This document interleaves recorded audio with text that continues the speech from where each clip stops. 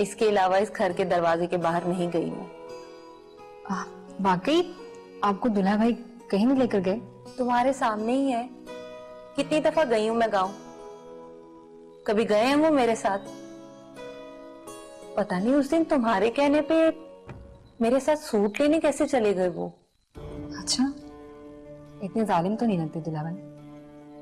कोई जालिम नहीं है मेरे रहमू, बस अकेले को सारे काम संभालने होते हैं ना, तो इसलिए मेरे लिए टाइम नहीं निकाल पाते।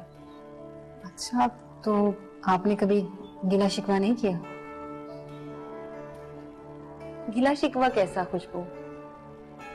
जब जिंदगी उनके साथ बंध ही गई है तो खुलने का फायदा? कैसा गिला शिकवा?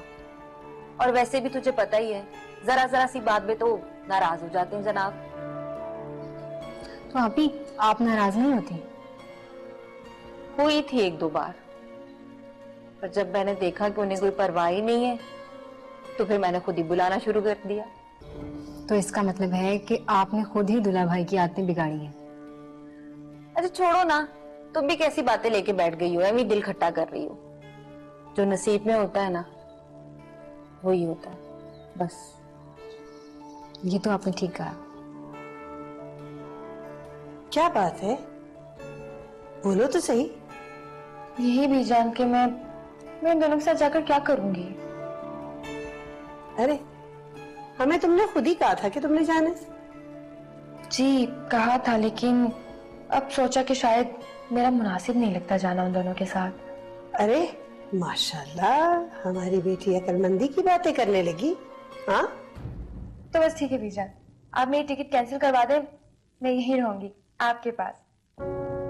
ठीक है, कैंसिल करवा देते, मत जाओ।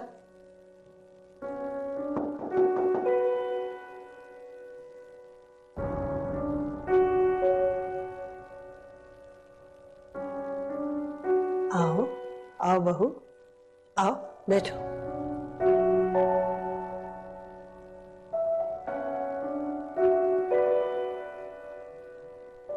आओ बैठो।